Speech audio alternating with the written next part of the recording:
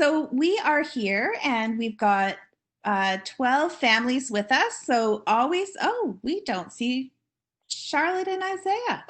Oh, don't see Delore. Oh my goodness. They'll be here, I'm sure. Or they might have schoolwork. Today is the last nice day in Sioux Lookout before we get cold weather. So it's very Laura is outside today. Yeah. Vitamin D is good. So welcome to Thursday, A Connected North at Home, and we're always so happy to meet Miss Allyson from the Penn Museum. She brings us lots of knowledge about things that are ancient, and we did our session this week on the mysteries of King Tut, so we already practiced being archaeologists, and we remembered what you said about looking for clues. And today we're going to talk about coins and how coins were used in ancient civilizations, and maybe even a little bit how they're used now. And it's going to be really awesome. I think this will be such a fun session. It's a new one for Connected North, and we're so glad that you're here. So I'm going to turn it over to Miss Allyson, and we're going to have a really great time. See you guys in a little bit. See you in a little bit. Hi, everybody. I'm so excited to be with you today. I've been missing you all so much. It's so excited. I'm so excited to hear all about your summer plans that are coming up. This means that we get to stay connected, which is my favorite thing. I always look forward to seeing you guys. And I'm really excited to hear that you guys were thinking like archaeologists earlier in the week, and that now that's going to help us look at an object from our collection, right? The Penn Museum collection. That's going to help us look a little bit more, right? Help you with that trained eye. So like always, I'm going to share my screen. I'm going to do a presentation with you today. But what I am going to ask everybody is if you could, again, this will happen at the end of the program, but I'm going to have some materials right here. We're going to use one blank sheet of a paper. It doesn't have to be computer paper like what I'm using, blank both sides. It can be any color. It can have any information on the other side, as long as you have one side that's blank, something to draw with or draw and write with. Okay, so a pencil, I'm going to use a marker, a pen, anything you'd like. We're going to do a little designing today. And then finally, I usually only stick with that, guys, but I was so excited to be talking coins. If you have it, we're going to ask you to grab something with a circular base. We were talking about the bottom of a glass. I'm going to use this cup my daughter usually uses for artwork. She has her painting here for you guys. And then I'm going to trace the bottom or the top of it. So if you don't have a cup handy, no big thing, go ahead and you can grab this as a tape roll, the top of a spice, or anything else that might be round. Okay, size doesn't really matter as long as it can fit on the sheet. Now, if you don't have that now, guys, no big thing. We're going to use it at the end, but just a reminder, we're going to be grabbing that stuff a little bit later. All right. Let's share screen to get started on our adventure. I'm going to grab my chat down, guys, because I know that you guys know I want to talk to as many of you as possible. So we're talking all about coins today, my friends. And we already went over our pencil, paper, and cup that we need. Just a reminder, if we have any new families, it sounds like we have some new friends here, and we haven't seen each other in a while. So I'm going to just remind you about where I work. We're typically, right? So I work in this building called the Penn Museum. We have objects from all over the world, guys. They come from every different area around the world. Some of them are really, really ancient objects. So they're from thousands of years old. And in some cases, we look at objects that are very present today, right? So it gives us a good understanding of how we can talk about world cultures, past and present. Now, I love that you guys were talking King Tut and you got really into it, because I get to work with these real life archaeologists that travel. Some of them have even worked in King Tut's tomb. So it's so cool that you got to chat about that earlier.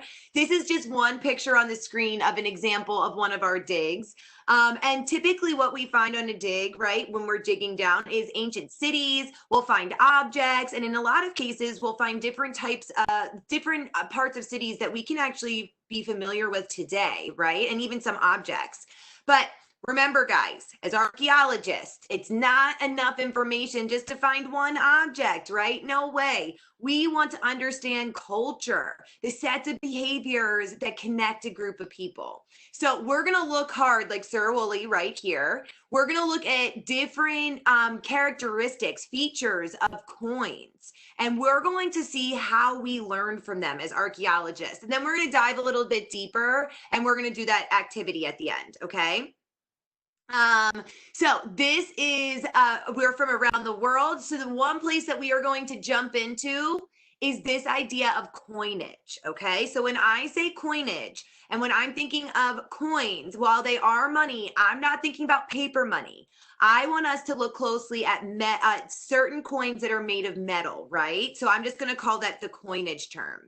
Now, I actually went into the Penn Museum's collection because, you know, we've met in a bunch of different ways. And the more times I meet you guys, the more types of objects I want to show you, right? Like when we looked at our amulets, when we were looking at different areas and different objects around the world, I try to show you different examples, right? So it's really cool is that we actually can see that we have coins in almost all places. So they come from thousands of years ago, and we have modern coins like this right here is what you would see if you came to the United States, and you might use that quarter, right? Now, I want to know, just for us to really think like archaeologists and make sure that we connect this to our lives, right? Can you guys give me some examples in that chat box? Tell me, how do you guys typically use coins in your life? Where you live, how do you typically use coins? Give me some examples in that chat box, and I'll read them as fast as you can type. To pay for things, great. What types of things would, oh, for counting? To save for a trip. I love to hear that. To pay, to buy food. Is anybody want to give me, oh, a piggy bank? I love that. What types of food do you typically buy with coins? Anyone want to give me like a place you might go or an example? Ooh, I love that Mally, that you save it from different places that you've traveled. That's so great. To buy stuff, to buy specific types of Timmy's or and we have another suggestion of candies. Great. Wonderful.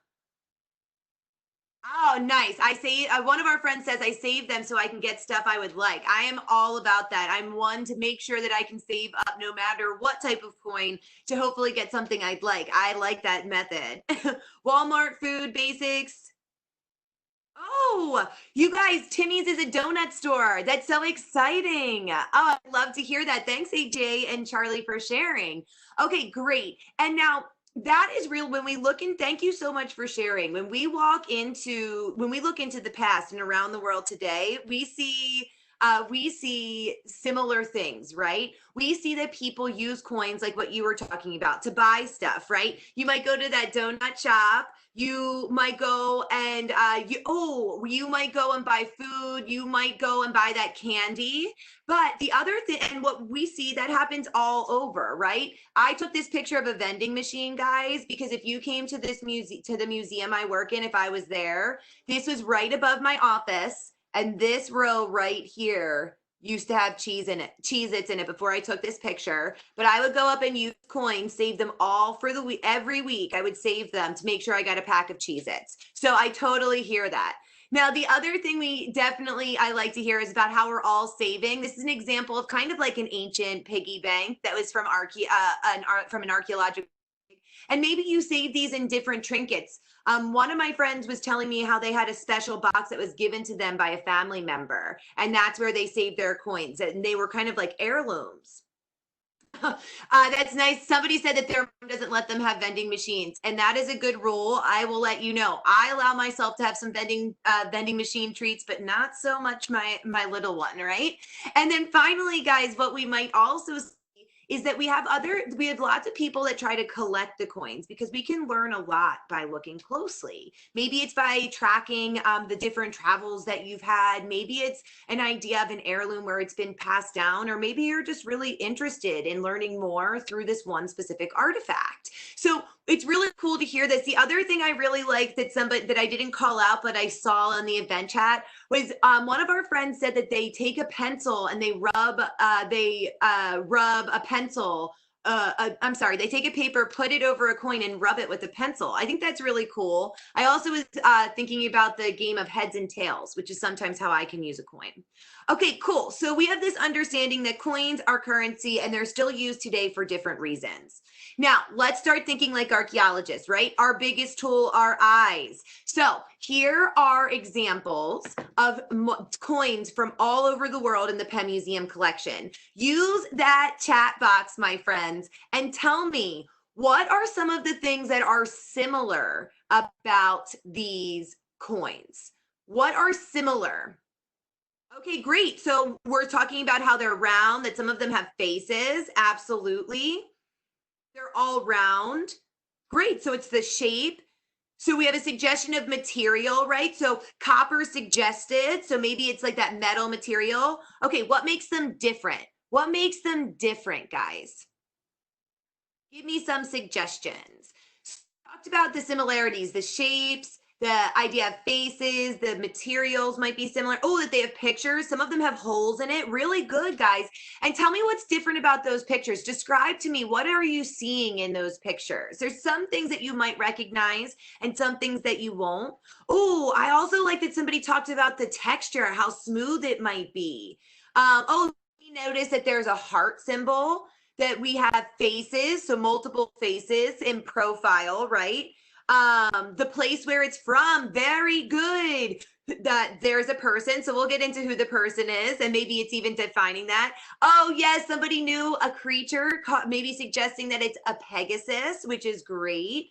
Someone is talking about an animal. We also have suggestions about hands, lions, and Rome. Okay, great. Good job, guys. So what you guys all just did so amazingly was look like archaeologists, right? We talked about those basic features, what's similar about them. Then we said, all right, what's different? And then we talked about what are we actually seeing, right? So we're breaking it down, and you guys did great jobs giving me some inferences as well, thinking about suggesting what these markings might be, who, and even questions, who these people might be that we see in the faces. And of course, how some of these, while they might all be smooth and made of metal, they're constructed a little differently. So really good, guys. I'm so impressed. And I also just want to say, I like that somebody has a peanut butter and jelly piggy bank. And that's really, really fun. Okay, so let's take a little dive closer. Now, one thing that I love that you guys called out was this idea of language, right? Where it's from, that we can see actually a couple different forms of where it might be from, not just by me telling you, right, up top, but if we look closely, we see here that the English language identifying the area, that's Africa, the value on the back. And then also, guys, it's telling us who made it, like what Lily suggested, right? That it's this was made by the Sierra Leone company where it was minted. We also see some indication of the past. We right here have this understanding of early forms of characters that are used in China, right? So this wouldn't be what you would see today, but this is kind of getting toward that, moving toward it. So it's more of an older version of it. Now here we have the Latin language, and I do like that our friend here said this 1787, the date, very good, is absolutely very long ago. And we even see another language here, which is the Arabic language. So that's how far back, guys, and our collection goes even further back than 1787. So tried to pull a couple different coins for you. I'm glad that you noticed that. Good job, Maddie. Okay. Now, the other thing all of these symbols tell us are real events, right? Like you just called out that date, Maddie. Awesome. You guys were talking about these people right here. And then you're also seeing, you guys called out this idea of the handshake. All so wonderful.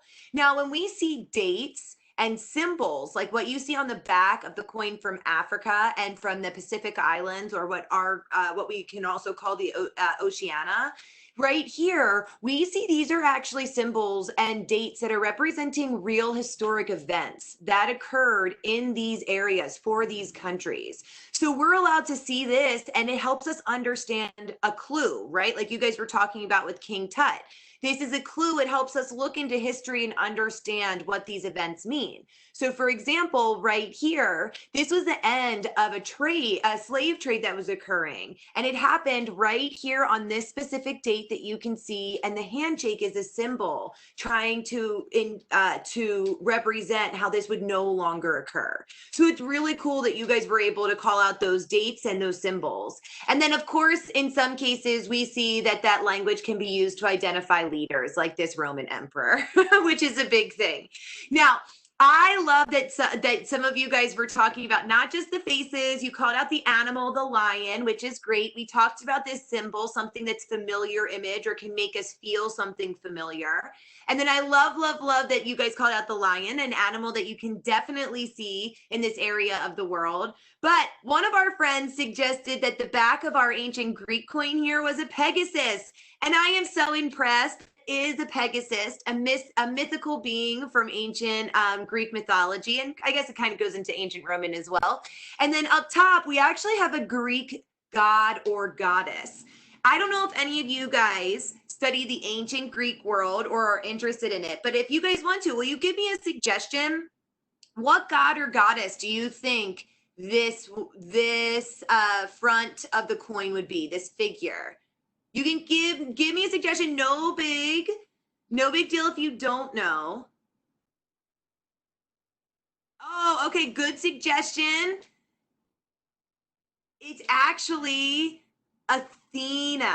So if you can believe it, Athena, who is the goddess of war and strategy and wisdom, she's often seen in her helmet. So that's a way of understanding who this god and goddesses are. And the cool thing is, guys, is that what you did was you were immediately able to understand and see the symbol, right? So when we look into coins, and even in the coins that we see today, right, we actually understand how the leaders would try in ancient Greece, they would actually try to put characteristics of gods and goddesses, and in some cases mythical beings, connected to their power, how they were going to rule over others. Because in currency, right, if we're using coins to buy things or to save things we want, like we all talked about, then that's going to be in the hands of everybody. It's not going to be in the hands of just the most wealthy people. A coin is going to be to the people that can read, the people that can write, the people that are the wealthiest. And it's also going to be in the hands of people that maybe can't write,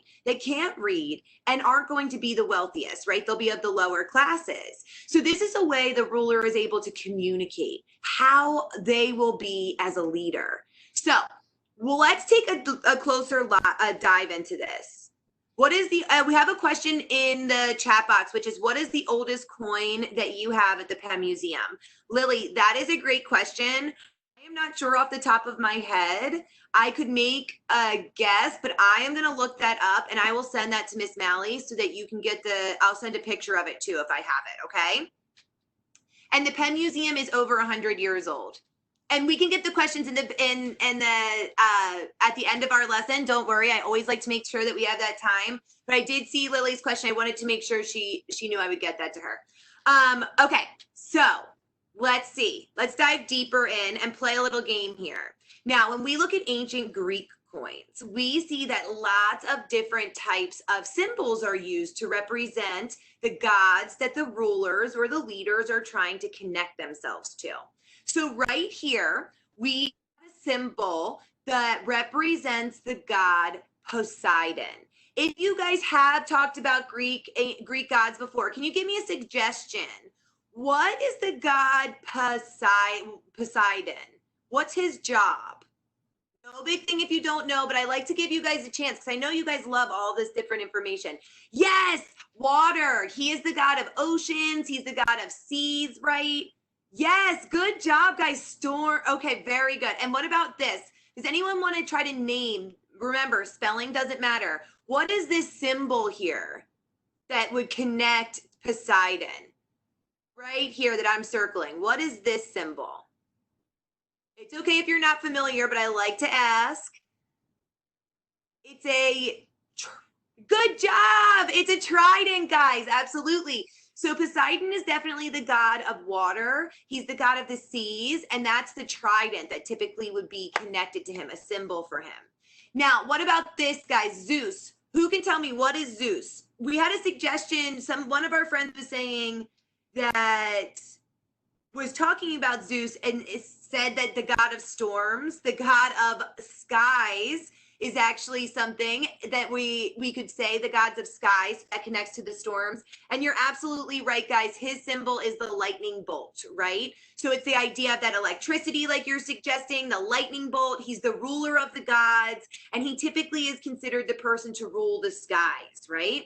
All right, and then we talked about Athena, our goddess, being represented by a helmet because she's the goddess of war and strategy. Trust me, you need a little bit of strategy if you're going to do, and her stories give you a lot of information about her wisdom and her knowledge base, okay?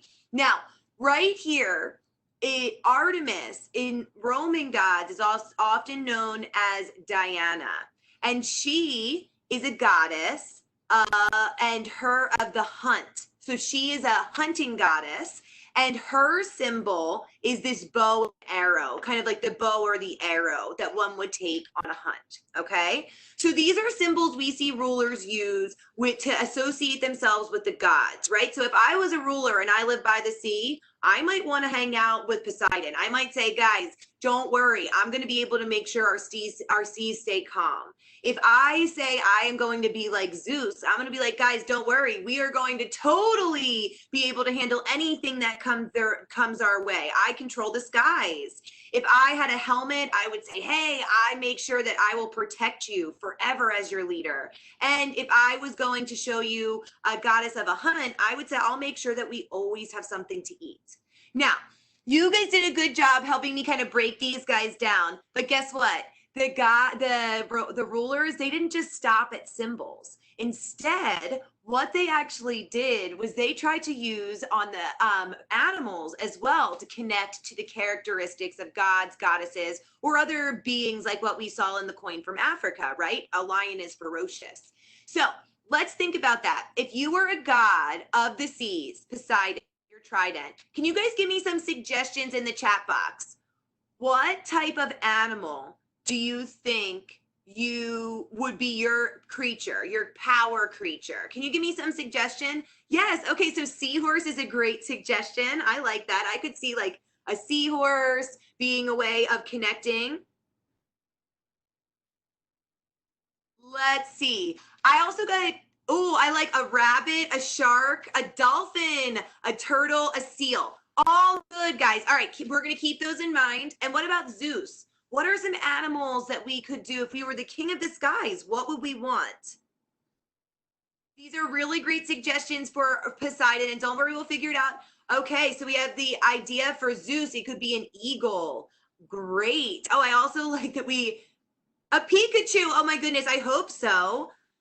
A sheep, maybe a hawk. These are all great. So we have a potential seahorse, shark, dolphin, turtle, rabbit, seal, walrus for Poseidon.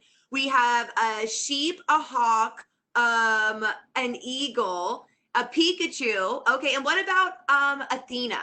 What do you think, what would her animal be? If she is the goddess of wisdom and she's the goddess of war, what are some suggestions you guys think? Lion, horse, a Pegasus, they were very often together. A dog. A griffin, that would be so cool. Another mythical being. A cat. I like it. A mermaid, I wish. Good suggestions, guys. All right, and then final one. What about if we were going to be Artemis? What type of animal do you think Artemis would connect to if that was the goddess of the hunt? Deer, good suggestion. Deer, lion, wolf, buffalo, half horse, half man, nothing like a centaur. That would be fun. Okay, good job, guys. A lion. You guys, so many hamster with a hamster would be interesting. So let's see. Right here, Poseidon. There were so many good suggestions, and I am so impressed. We did actually get this. a dolphin. Poseidon is a dolphin, which I guess could be similar to a horse, right? Kind of like the seahorse idea with your trident.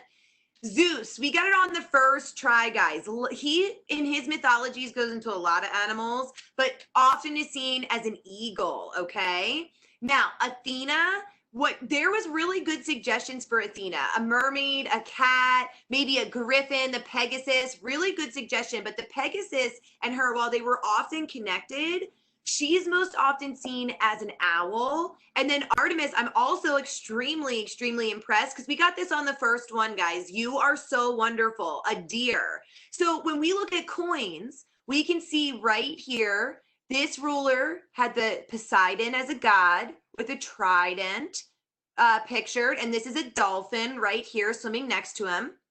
Then what we can see on both sides of this Greek coin is Artemis. This is the indication of her bow. Remember, that's her symbol that would be carried on her back. And on the back of the coin, we even see her animal, the deer, which you guys identified.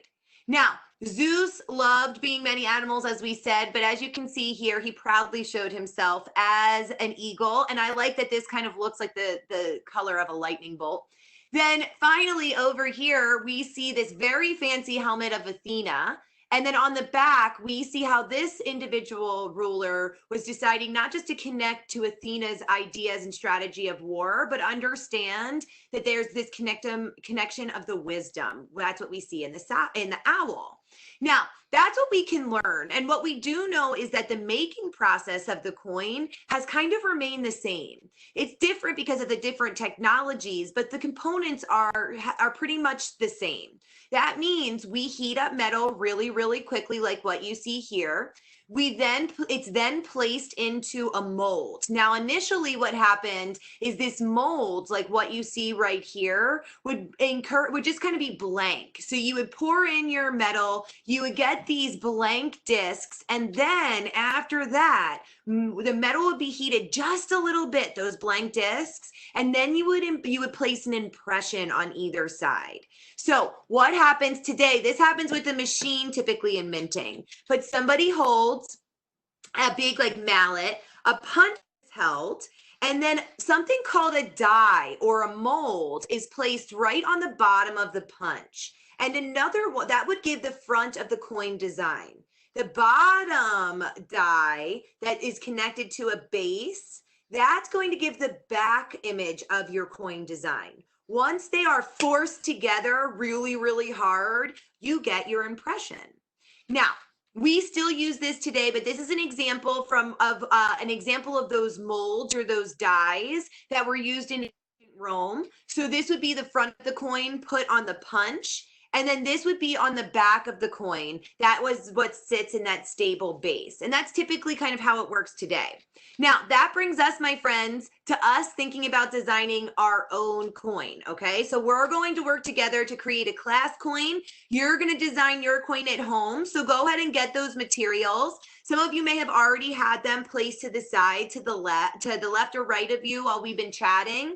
I'm going to ask you to place them in front of you. I'm going to use a cup for my circular base, but you can use anything you have. So this is examples of what I typically have at home if it's not a cup. This is a masking tape, a little bit of a crafting tape, or even a spice container. These are all some examples. So once you guys have that all, can you let me know that you're ready by telling me I'm ready or I have it in the event chat? I'm going to stop sharing so that we can create together. Oh, yay. Some of you guys may have already done your circle, and I am so excited that you may have. For those that haven't, just go ahead and do go ahead and just let me know if you have been, if you have all of your materials. You guys, remember, no making fun of Miss Allyson. You guys are gonna you have it a little bit easier than me today. You're able to put those circles on the table and be able to make this happen. All right, so ready. Anybody that, it looks like we have enough people that have told me that they did their materials or they have created circles. So what I want you guys to do if you haven't is place your material, your circular material, whichever side, the base or the top, onto your sheet. And we're going to draw 2 circles. We're going to draw one at the top and one at the bottom. The top circle is going to be our front circle. The bottom circle is going to be our back circle. So like meaning the back of our coin. All right. So go ahead. If you haven't already, go ahead and do that. It doesn't have to be perfect. And if you don't have something circular, no big thing. Do the best you can and I'll show you. I will do my coin not so perfect either, okay? All right, so there's my coin. So nobody has to feel bad if you don't have something circular, all right? Now, I'm just gonna write so that we remember this is our front and this is our back, okay?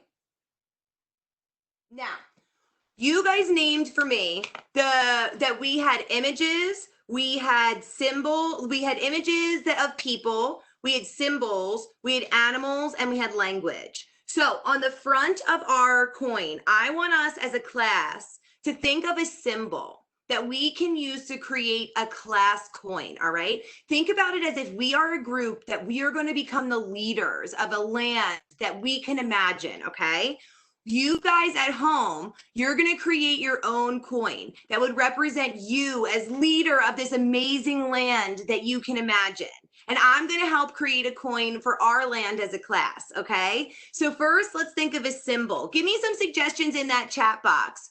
What are some symbols, even like emojis, right? We're going to leave animals for the back. So think just symbols that we might want to place on the front of our coin to communicate the characteristics of us as leaders.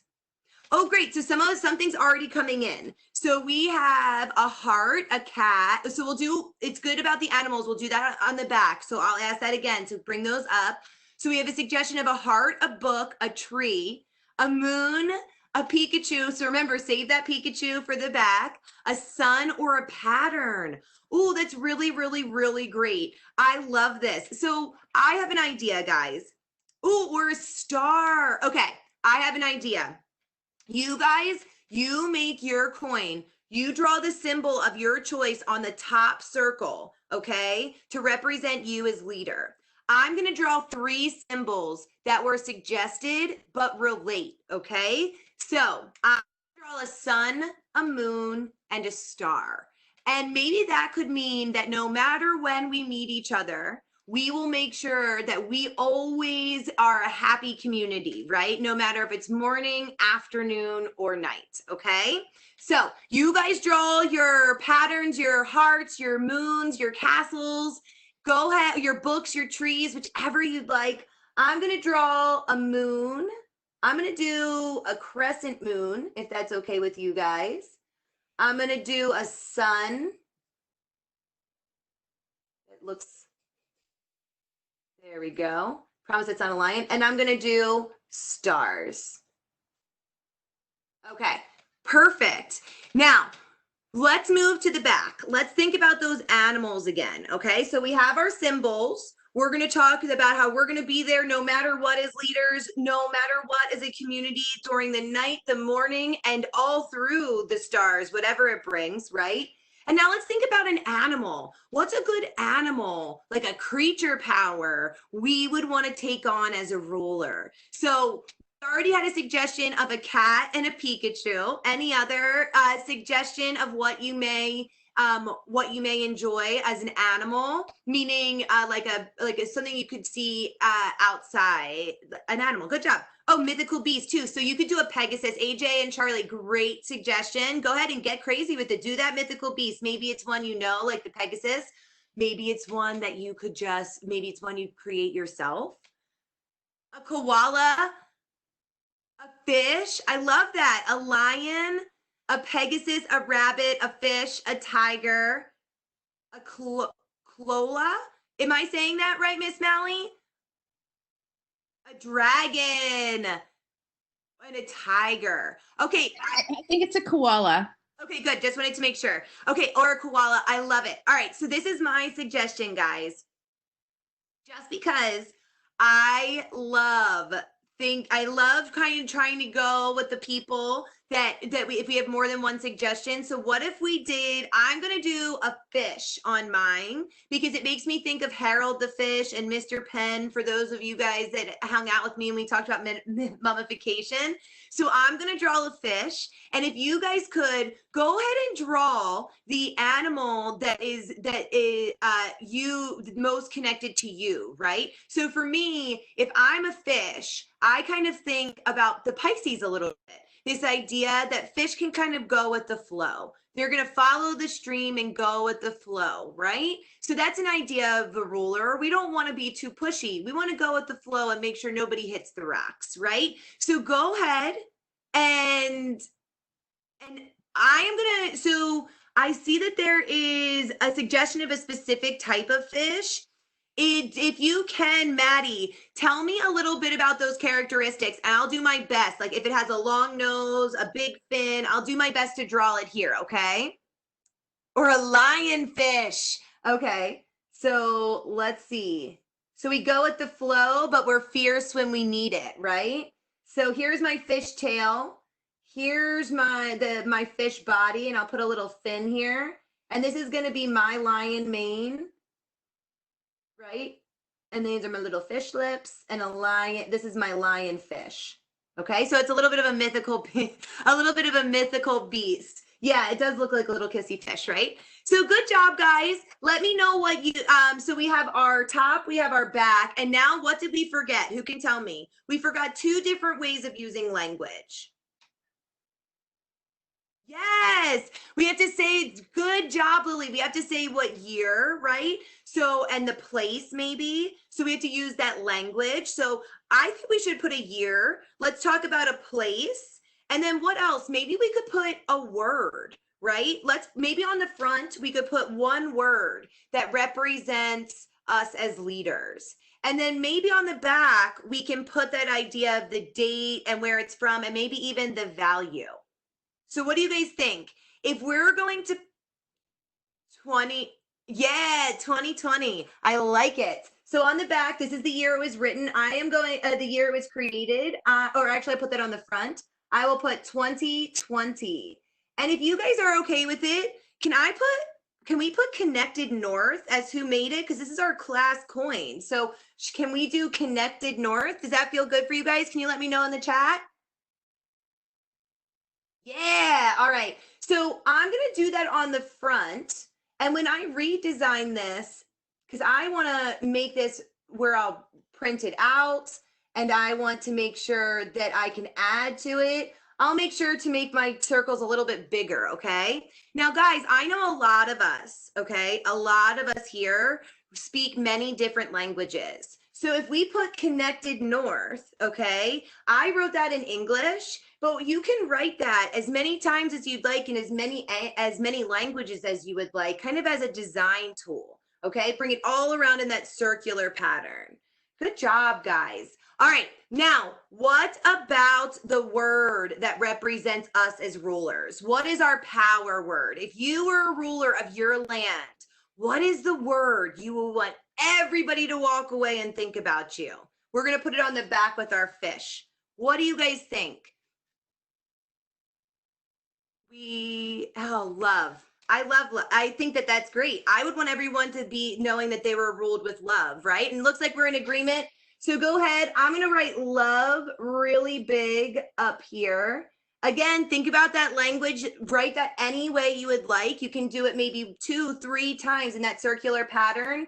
But right at the back here, let's leave the very bottom blank. Because we need, I also like courage. Lily, really good suggestion. I put love, but courage is another really important trait of a leader. And then what about the value? What do you guys think? How much should our coin be worth?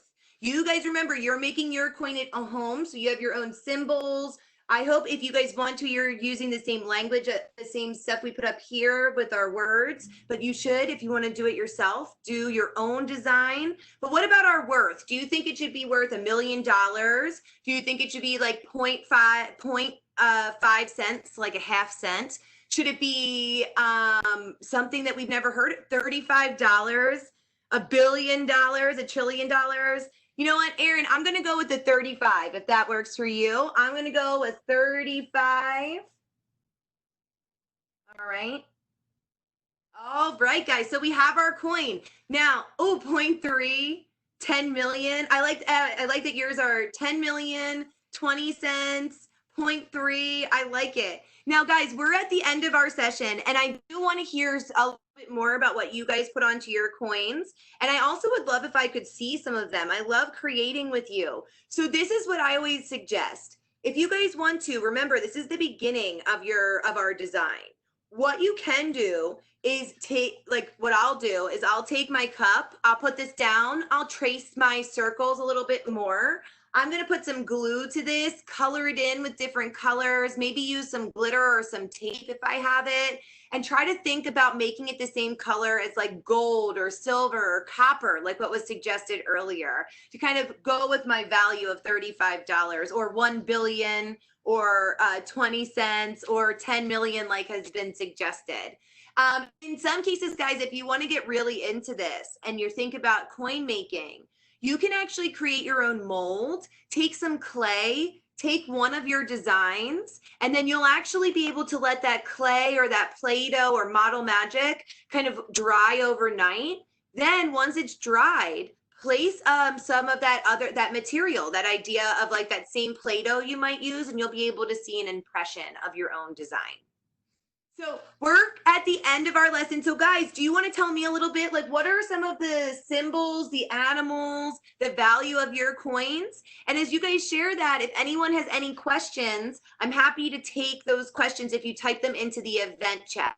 As you guys are getting ready to share and ask questions, I did see a question earlier about how old is the Penn Museum. The Penn Museum is over 100 years old. So right about 1894 is when the Penn Museum was first opened. And it was with a big excavation in ancient Mesopotamia, what we say is Middle East today. So that was a good question earlier. Are there any other questions, guys? I know I usually talk to you about Egypt, but we went into the Greek land. Oh, Sun, Sea, and Land is on Maddie's. That's awesome, Maddie. I love that. Sun, Sea, and Land. I would like to meet you in any of the, on sea or land in the sun, Maddie, anytime. AJ is a coin with a heart and stars and a dog, and $35 Goddess of Love. Oh, yes, I love that. What a good one. And a beta fish. Yes. I have a beta fish whose name is Puppy. I had a little idea that the students might want to do as well, is they could cut a piece of cardboard out of a circle of cardboard and then cover it with some aluminum foil and make it look like a silver coin and draw on that too.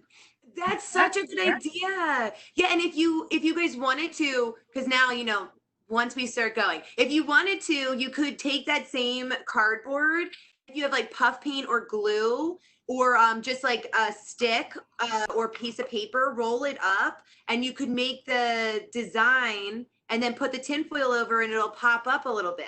Such a good idea, Miss Mally. Oh, love that. My animal is a doe. And oh, it's from Harry Potter. I like it. I'm a big Harry Potter fan. Hopefully it's a griffin. A book and a cat. Nice. How many coins are there approximately in the museum? I will say we have 1 million objects in our museum, probably a little bit over that. And coins are a big part of that. So I can't give you an exact number, but I would say over 100,000, if not 200,000 coins in the collection. Wow. Yeah. Lily has a coin with Courage, Kelowna, 20 cents, 2020, a tree from a forest, which Hey. Yeah, and Elena is the Mermaid 2020, Elena, Courage, $50 and a dolphin. Yes, I love it. Great, guys. And you know, we love to see them. So if you could possibly send them to me and to Katie, and then we can send them along to Miss Allyson, and B, we can hopefully put them in the newsletter so we can show others what you learned about what makes a coin and the symbols that are important. So I want to thank you, Miss Allyson. We're so excited to see you every time, and we'll see you on Tuesday for mummies and how mummies are made and those really cool experiments. This is a one that the students asked for. So we will see you guys on Tuesday, but the rest of Connected North at Home, we'll see you maybe a little bit later in about 45 minutes for jellyfish and sea anemones. I know. Oh, and they want AJ and Charlie want to know what your favorite part of the museum is. Great question. So my favorite part of the museum is our Native American Voices gallery, because that was actually a gallery put together with individuals from Native American nations in the United States. They came and they helped every object be put up on display. For any object that they felt shouldn't be on display, they worked with the curators to make sure that it was placed safely. And then it's really exciting because they provided a great experience that helped everyone understand the objects of their culture, and also the idea of their oral traditions, which they provided in a variety of videos that we're able to preserve and celebrate and promote. So that's one of my favorite. It's also a space where it's quieter. It's a quieter space. It's a little bit darker, and it's just you can feel the power of the objects in that space. So that's one I miss the most. And I miss Mr. Penn, of course. Elena says, what's your favorite coin in the museum? Oh my goodness. My favorite coin is a coin. It's a Gorgarian coin, and it's a person that looks like this. And they're just sticking their tongue out. They look like the emoji figure that emoji figure with their tongue sticking out, being silly. So that's my favorite one. And so I think that's a fun one. And what's the most expensive object in your museum? That'll be the last question, guys. Great question. But in museum work, we don't really think about the monetary value. We think about the value of the story. So we don't talk about that type of information. Okay, well, good question. Good to know. Okay, so we will see you guys soon, and thank you for loving the class. I loved it. I thought that was awesome. We can do this for sure again. Not sure when, but we'll get it in, and we will see you soon, Miss Allyson. Yes, and we'll connect next week. I have to tell you about the other programs. Guys, I love being with you. I hope you'll have this best start to June. Have so much fun with jellyfish, and I cannot wait to see you all next week. Bye. See you.